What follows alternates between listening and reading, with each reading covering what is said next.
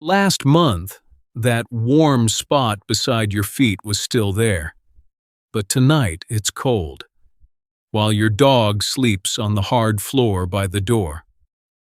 Why there? Why tonight? What did they avoid on the way up to the bed? And is this distance just about comfort or a signal from their body? The first question that pops into my head is this: are they mad at me? Changing sleeping spots alone isn't proof of anger, and coming close during the day, playing, eating, and normal interaction are much more reliable clues. But here's the unsettling part. While we're looking for an emotional answer, we can miss a small signal from their body. Then I wonder this: why do they leave the room as soon as I get into bed? When you lie down, the mattress moves, the heat builds, snoring starts, and that quiet space can feel completely different in seconds. But if they pause at the edge of the bed before leaving, that pause opens up a new question. The main image in this video is simple, with that empty, warm spot acting as a smoke alarm, not a breakup letter. A smoke alarm doesn't tell you the cause, but it does tell you to get up and look. If you reach out in the middle of the night and find cold sheets instead of your dog, I know how personal that little emptiness feels. You wonder, what did I say yesterday? When did I annoy them? And do they like someone new more than me? That's the power of the "they're mad at me" myth, because it gives you a quick answer, but often sends you through the wrong door. Most owners are told it's just a change in habit, even though veterinary guidelines list a sudden change in sleeping location among the early signs of pain and cognitive changes. A 2017 study published in Mayo Clinic Proceedings observed 40 healthy adults and their dogs for 7 nights.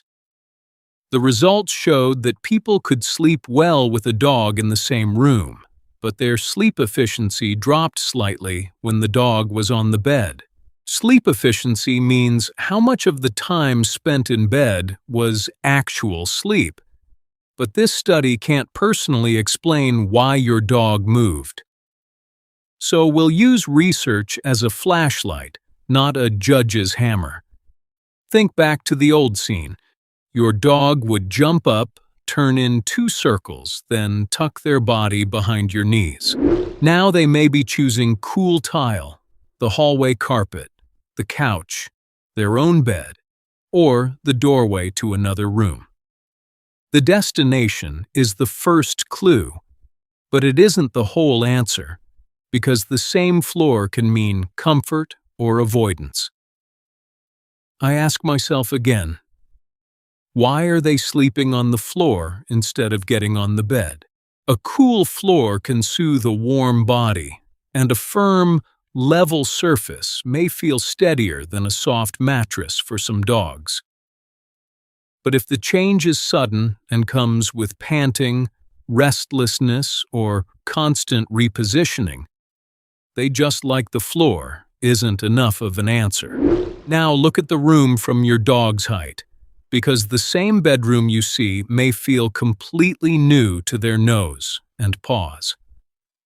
The smell of new detergent, a thick comforter, a running ceiling fan, a hot vent, or a restless partner can redraw the whole map. At 10:30 p.m., with the thermostat at 72 degrees, a DoorDash paper bag by the door, and a new Costco dog bed, that little American nighttime scene can change their choice. In a world ruled by scent, even clean sheets can make a familiar place feel strange. That's the real clue, and it sounds a little odd, but it's there. Even after we find an environmental answer, the story isn't over, because now we need to stop looking at the destination and watch the route. Instead of calling your dog over and putting them on the bed, watch whether they naturally stand, sit, turn, and decide to jump. One paw forward, then backing away, staring at the mattress, or looking to you for help may seem like a tiny moment. But tiny moments can carry big information. My fourth question is this. If they won't jump onto the bed anymore, could it be pain? Reluctance to jump can appear with pain, joint discomfort, back problems, or limited movement. But this sign alone doesn't diagnose any disease. But if they rise slowly, avoid stairs, keep changing sleeping positions, or stiffen when you try to lift them, the clues get louder together. VCA Animal Hospitals lists reluctance to get on furniture, trouble lying down or getting up, and difficulty getting comfortable at night among possible behavioral signs of pain.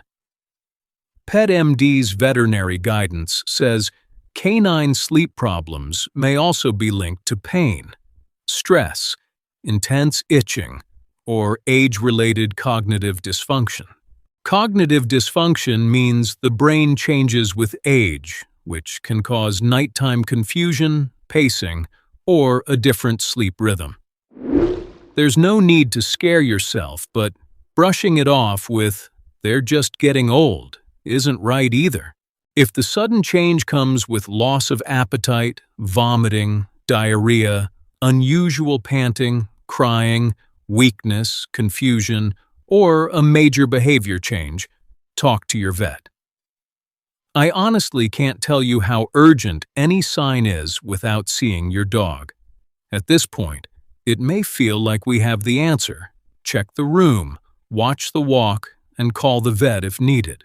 So the mystery is over. No. The part you need most is actually just beginning. Dogs can still get onto the bed and then leave when you're there, and people describe this happening again and again. In that case, pain isn't the only answer, because sound, heat, sleep movement, a need for safe distance, or a new social routine may come into play. Someone started a new shift. Someone keeps the TV on at night. Someone brought another pet into the bed. Or a baby monitor goes off every hour. That's background noise to you, but every sound can change the rules of the night for your dog. The smoke alarm is going off a second time, but to find the smoke, we have to separate changes in the room from changes in the body. Write down what changed over the past week, including new bedding, room temperature, guests, another pet, work hours, medication, exercise, or a scary event outside.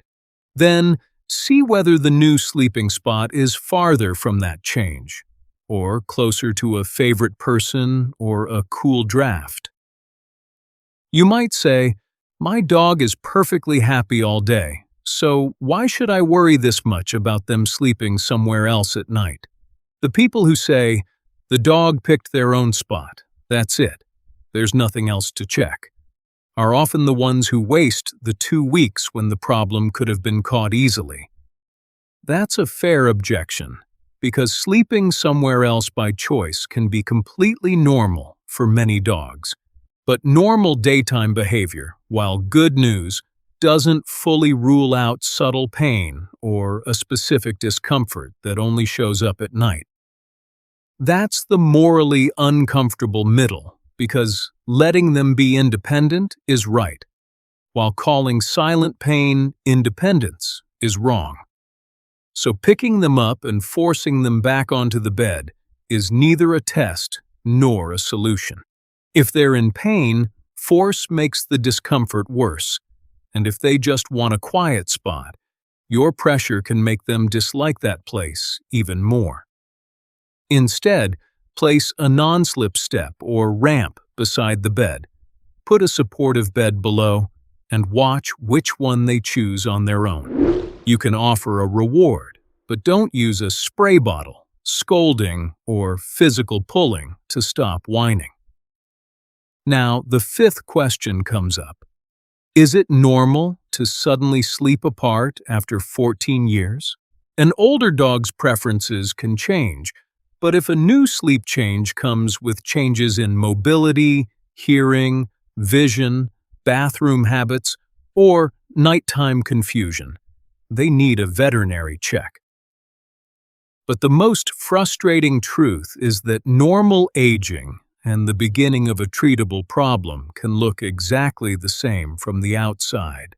In another small polysomnography study, dogs in an unfamiliar setting fell asleep faster, had better sleep efficiency, and got more non-REM sleep when their owner was present. Non-REM makes up a large part of deep rest, but the sample was small and the setting was unfamiliar, so this can't be the final answer for your bedroom. One thing is clear, though, and it's that research doesn't support the claim that sleeping somewhere else automatically means the bond is broken. Now, make a 2-night observation plan, but don't treat it as a medical waiting rule. On the first night, write down where they sleep, how warm the room feels, how they walk before settling down, and whether they pause at the edge of the bed. On the second night, note their appetite, bathroom habits, energy, panting, scratching, vocalizing, and response to a gentle invitation. Only record natural movement and don't make them jump, because 10 seconds of normal walking can tell your vet more than a long explanation. Even if they changed spots, watch whether they still come to your feet, greet you in the morning, join in play, and enjoy being touched. Those positive signs can calm you down, but they don't erase physical warning signs. If the room is simply too warm, a fan or cooling bed may change their choice, and that's the easiest information payoff. If they come close again with a ramp but still won't jump, the root clue gets stronger, and you gain a clear observation to share with your vet. If they chose the doorway after a new pet or partner arrived, don't punish them. Give them a separate safe bed and a predictable bedtime. Every partial answer raises a new question, but now those questions are about observation, not panic. A smoke alarm isn't there to tear the house down, but to make you look up before the smoke rises. In the same way, that empty warm spot doesn't announce that your bond is over, but calls you to check comfort, body, room, and routine. If your dog shows a clue that may need treatment, getting help quickly is part of loving them. And if they simply choose a cool floor, less movement, or a little space of their own, that independence doesn't work against your bond. Now you know to watch the destination, the route, the body, and then match those clues with changes in the room. Here's the answer to the last open loop. They may not have left you at all. They may have simply chosen the place where their body or sleep feels better right now. At PetMate, we don't turn small behaviors like this into drama, but we don't brush them off as silent signals either. Where is your dog's new sleeping spot, and do you think we should respect that choice? Or should everyone see a vet when a change like this happens?